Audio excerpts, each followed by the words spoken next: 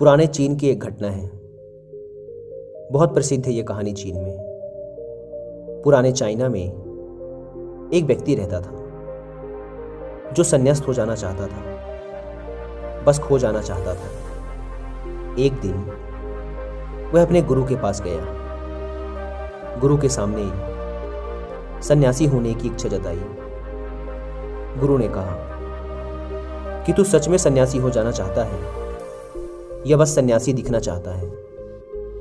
उस व्यक्ति ने कहा कि जब सन्यासी ही होने आया हूं तो दिखने का क्या करूंगा, मैं तो सन्यासी ही होना चाहता हूं। तो गुरु ने कहा ठीक है, यह अपनी आखिरी मुलाकात थी, अब तू दोबारा मेरे पास मत आना।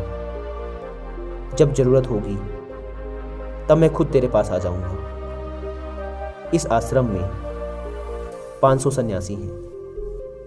उन 500 सन्यासियों के लिए तुझे चावल कूटने का काम करना है।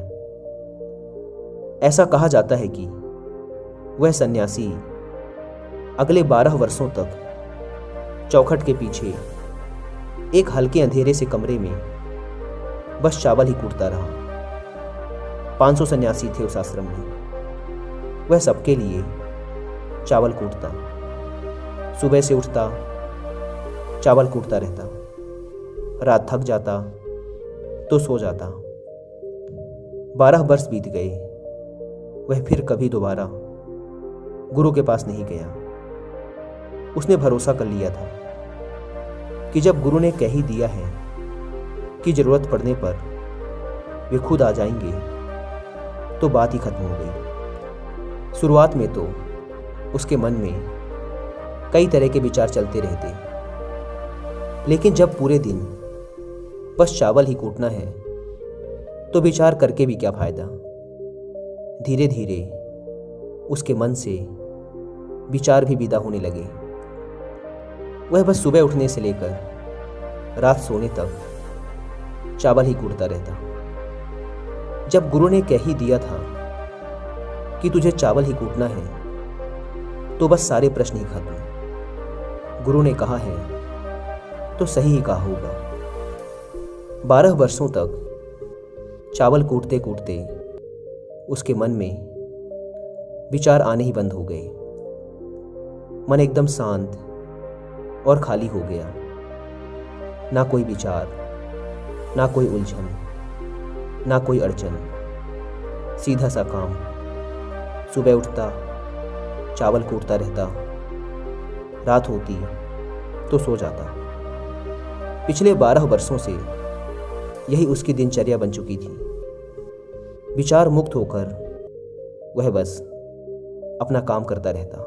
12 साल बीत जाने के बाद गुरु ने घोषणा की कि मेरे जाने का समय आ चुका है। जो भी व्यक्ति मेरा उत्तराधिकारी बनना चाहता हो वो आज रात मेरे कमरे की दीवार के बाहर 4 पंक्तियां लिख जाए, जिसमें जीवन का सत्य उजागर हो, जिसमें उसका और उसके विचारों का सत्य उजागर होता हो।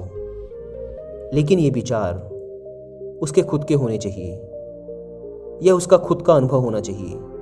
यह घोषणा सुन सभी शिष्य डर गए, क्योंकि गुरु को धोखा देना आसान ना था। शास्त्र तो सभी शिष्यों ने पढ़ रखे थे, लेकिन उन सभी शिष्यों में से जो सबसे बड़ा विद्वान था उसने साहस जुटाकर गुरु के कमरे की दीवार पे उस रात 4 पंक्तियां लिख दी।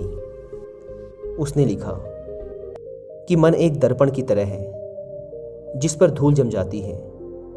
धूल को साफ कर दो तो धर्म उपलब्ध हो जाता है। इस धूल को साफ कर दो तो सत्य अनुभव में आ जाता है। सुबह गुरु उठा, उसने देखा तो चिल्लाया, यह किस मूर्ख ने मेरी दीवार खराब कर दी, उसे पकड़ के मेरे पास लाओ।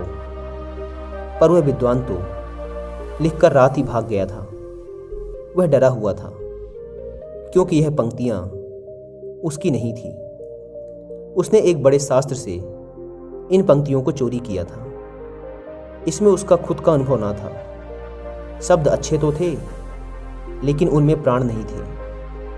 वह जाते समय अपने आश्रम के मित्रों से कह गया था कि अगर सुबह गुरु कहें कि वाह क्या बात कही है तो मुझे खबर कर देना, लेकिन अगर गुरु पढ़कर क्रोधित हो जाएं तो मेरा पता मत बताना। सारा आश्रम चिंतित हुआ कि इतने सुंदर वचन तो हैं, वचनों में क्या कमी है। मन दर्पण की तरह ही तो है, जिसमें शब्दों की, विचारों की, अनुभवों की धूल जम जाती है। बस इतनी ही तो बात है। साफ कर दो दर्पण तो सत्य का प्रतिबिंब फिर बन जाता है। लोगों ने कहा, उस सन्यासी ने बात तो बिल्कुल ठीक ही लिखी है, लेकिन गुरु जरा जरूरत से ज़्यादा ही कठोर हैं। और अब देखते हैं कि इससे ऊंची बात गुरु कहाँ से लेकर आएंगे। ऐसी ही बातें पूरे आश्रम में चल रही थी। पूरा आश्रम गर्म था इस एक बात को लेकर। ऐसे ही 4 सन्यासी ये बात करते हुए उस चावल कूटने वाले के पास से जा रहे थे। उसने भी उन चारों की बात सुनी। उनकी बात सुनकर वह हंसने लगा।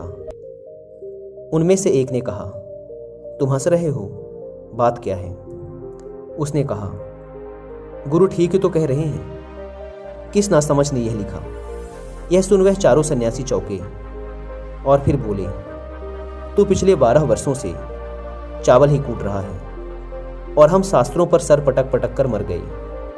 तो अब तू बताएगा कि क्या सही है और क्या गलत। उनमें से एक ने कहा, तो क्या तू लिख सकता है इससे बेहतर कोई वचन? उसने कहा, पिछले 12 वर्षों से चावल कूटते कूटते लिखना तो मैं भूल ही गया हूं, लेकिन बोल सकता हूं अगर कोई लिख दे तो। लेकिन एक बात याद रहे, उत्तराधिकारी बनने की मेरी कोई इच्छा नहीं है। अगर इस लिखने की वजह से मुझे उत्तराधिकारी बनना पड़े तो मैंने कान पकड़े, मुझे लिखवाना भी नहीं है। फिर उन चारों ने कहा, अरे तू बोल, हम लिख देते हैं। उसने लिखवाया। कहा, लिख दो जाकर। कैसा दर्पण कैसी धूल, ना कोई दर्पण ना कोई धूल, जो इसे जान लेता है धर्म को उपलब्ध हो जाता है, सत्य को उपलब्ध हो जाता है। आधी रात को गुरु उस चावल कूटने वाले के पास आए और कहा, अब तू यहां से भाग जा, वरना ये 500 तुझे मार डालेंगे। ये मेरा चोगा ले, तू मेरा उत्तराधिकारी बनना चाहे या ना बनना चाहे, इससे कोई फर्क नहीं पड़ता। तू मेरा उत्तराधिकारी है, मैंने तुझे ही अपना उत्तराधिकारी मान लिया। लेकिन अब तू इस आश्रम से भाग जा, क्योंकि ये तुझे जीने ना देंगे।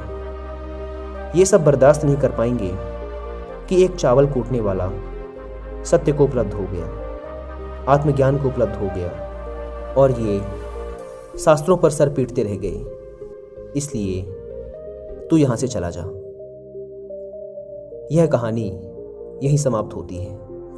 विचार शून्यता के संदर्भ में एक बार गौतम बुद्ध ने भी अपने एक शिष्य मौलुकपुत्र से कहा था कि जिस दिन तुम्हारे दिमाग में विचार उठने बंद हो जाएंगे, उस दिन तुम सत्य का अनुभव करोगे। तुम खुद को, इस ब्रह्मांड को समझ पाओगे और यही बुद्धत्व प्राप्ति का पहला कदम है। दोस्तों,